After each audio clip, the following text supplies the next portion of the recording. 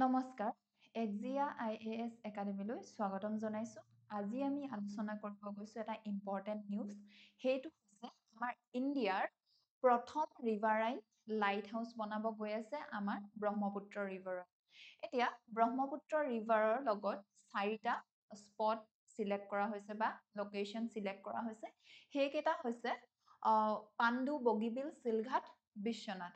এতিয়া প্ৰথমে জানিব লাগিব যে লাইট হাউচ কি হয়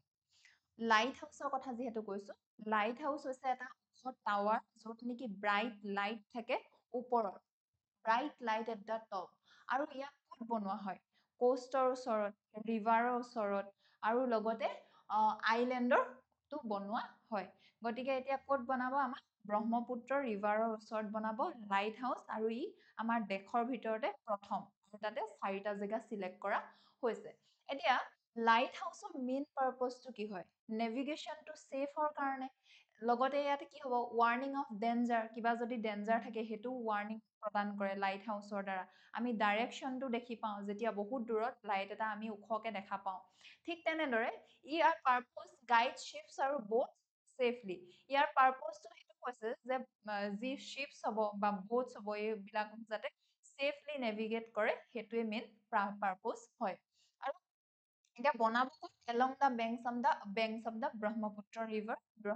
ৰিভাৰখনক নেশনেল ৱাটাৰৱে 2 বুলি জনা যায় আৰু লগতে ইয়াতে তিনটা সাইড আমাৰ south bank of the Brahmaputra river select কৰা হৈছে আৰু এটা নৰ্থ বেংক প্ৰথম যেনেকৈ বগীবিল আমাৰ Dibrugarh district Pandu Kamrup district Silghat Nagaon district আৰু বিশ্বনাথ ঘাট ক'ত বিশ্বনাথ ডিস্ট্ৰিক্ট আৰু এইটো অনলি নৰ্থ বেংকৰ সাইট হয় আৰু ইয়াক বিল কোনে কৰিব ইয়াক বনাব directorate general of lighthouses and lightships এতিয়া এইটো ইম্পৰ্টেন্ট হ'ব আমাৰ প্ৰিলিমছ পইণ্ট অফ ভিউৰ পৰা আৰু ইয়াক কাৰ পাৰ্টনাৰশ্বিপত বনাব ইয়াৰ লগত পাৰ্টনাৰশ্বিপ কোনে কৰিব inland waterways authority of India গতিকে এই দুইটা সংস্থাই লগ লাগি এই চাৰিটা লাইট হাউচ আমাৰ ব্ৰহ্মপুত্ৰ ৰিভাৰৰ ওচৰত বনাব এতিয়া ফিচাৰ্স অফ দ্য লাইট হাউচ যি লাইট হাউচ এতিয়া বনিব গৈ আছে তাৰ ফিচাৰ্স কিটা কি হয়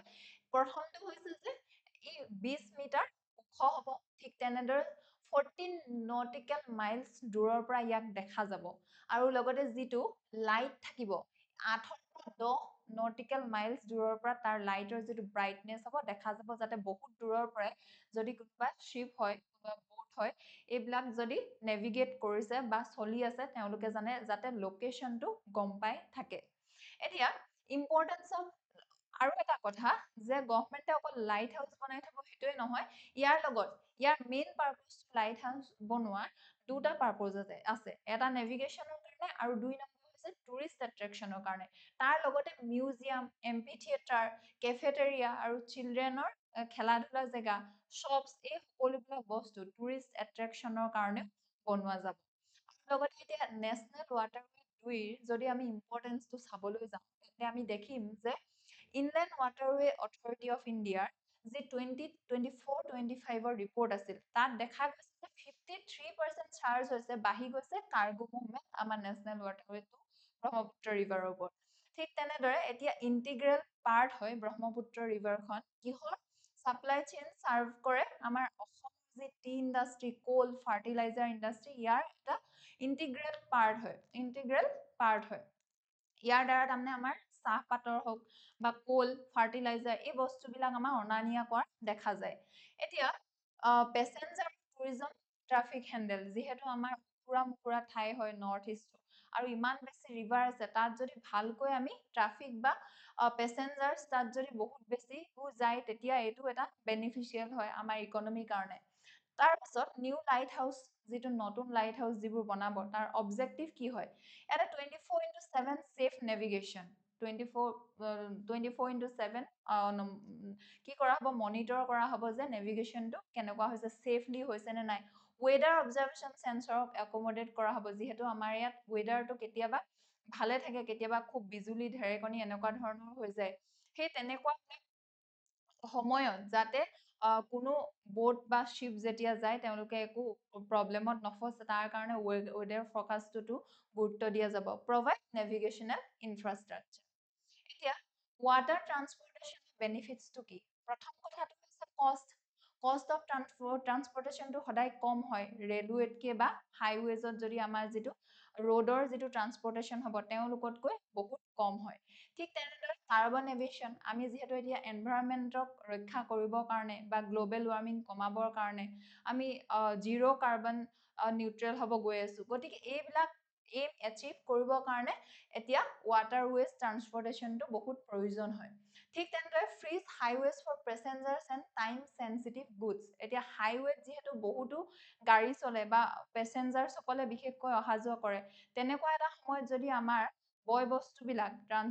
ৱাটাৰৱেজ যদি অহা যোৱা কৰে তেন্তে আমাৰ ৰাস্তাৰ হাইৱেজবিলাক মুকলি হ'ব ঠিক তেনেদৰে লোৱাৰ